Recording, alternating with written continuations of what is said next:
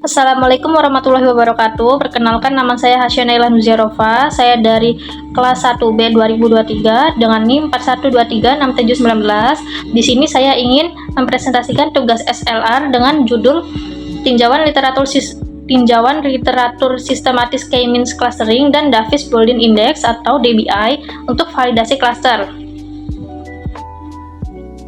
Sebelum masuk ke pembahasan, saya akan jelaskan dulu apa yang melatar belakangi penelitian ini. Seiring berkembangnya data science, data yang dihasilkan semakin besar dan kompleks. Nah, salah satu cara untuk mengolah data sebesar itu adalah dengan teknik clustering, yaitu mengelompokkan data tanpa label. Di antara banyak algoritma clustering, K-means adalah yang paling banyak digunakan, karena sederhana dan efisien. Tapi, hasil clustering itu tidak bisa langsung dipercaya begitu saja. Kualitasnya perlu dievaluasi, dan salah satu metode evaluasi internal yang paling sering dipakai untuk itu adalah Davis-Baldwin Index atau DBI. Dari sini muncul ketertarikan saya untuk mengkaji lebih dalam bagaimana penggunaan K-means dan DBI ini di berbagai penelitian. Berdasarkan latar belakang tadi, saya merumuskan 4 pertanyaan penelitian. Pertama, bagaimana perkembangan penelitian K-means clustering selama tahun 2022 sampai 2026? Kedua, apa saja domain atau bidang penerapan K-means clustering itu sendiri? Ketiga, bagaimana penggunaan Davis-Baldwin Index atau DBI dalam mengevaluasi hasil clustering? Dan keempat, yang terakhir, bagaimana perkembangan metode-metode terbaru serta peluang penelitian selanjutnya? Sejalan dengan rumusan masalah tadi, penelitian ini punya 5 tujuan. Pertama, mengidentifikasi tren publikasi dari tahun ke tahun. Kedua, menganalisis domain penerapan K-means. Yang ketiga, ada mengkaji bagaimana Davis-Baldwin Index digunakan. Lalu keempat, mengidentifikasi perkembangan model clustering yang muncul. Dan terakhir, yang kelima, yaitu menentukan peluang-peluang penelitian yang masih terbuka di masa depan.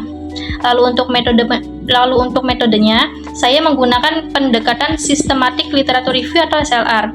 Prosesnya bagi yang 5 tahap dimulai dari literatur search atau pencarian literatur, lalu article selection atau seleksi artikel, kemudian data extraction, dilanjutkan dengan data analisis, dan terakhir penarikan hasil dan kesimpulan. Sumber data yang saya gunakan adalah database Scopus dengan tentang publikasi 2022 sampai 2026, dan saya batasi hanya pada artikel jurnal internasional berbahasa Inggris agar kualitas dan kredibilitasnya terjaga. Nah, ini hasil dari proses seleksi literatur yang saya lakukan. Awalnya pencarian saya menghasilkan 250 artikel. Setelah difilter berdasarkan tahun publikasi, tersisa 200 artikel. Kemudian saya saring lagi berdasarkan bidang computer science sehingga tersisa 129 artikel.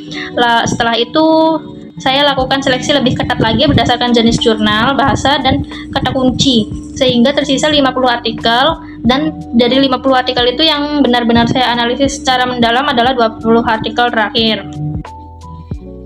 Kalau kita lihat dari sisi tren publikasinya per tahun, di tahun 2022 belum ada artikel yang masuk kriteria.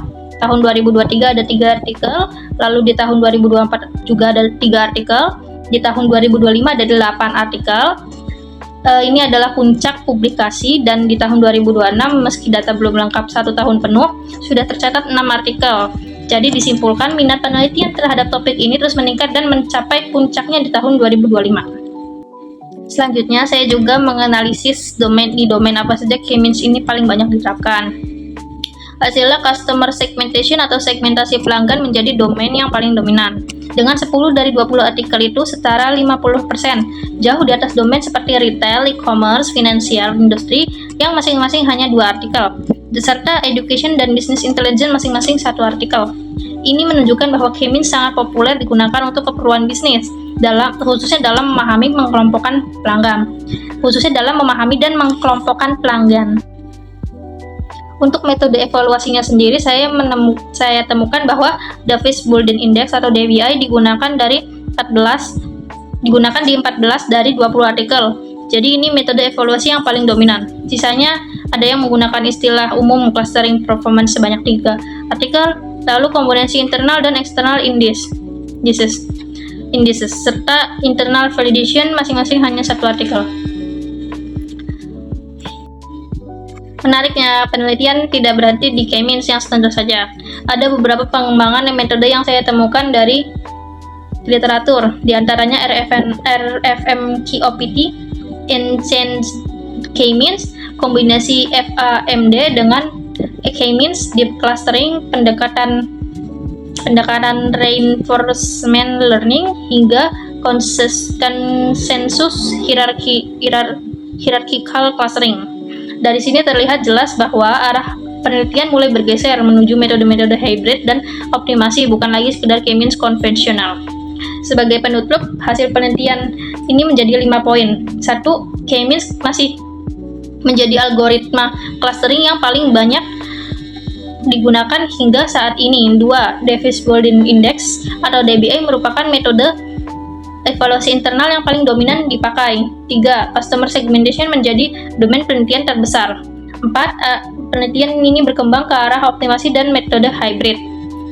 Dan yang kelima, masih terbuka peluang penelitian pada pengembangan algoritma dan evaluasi clustering, khususnya perkembangan algoritma baru dan metode evaluasi clustering yang lebih baik.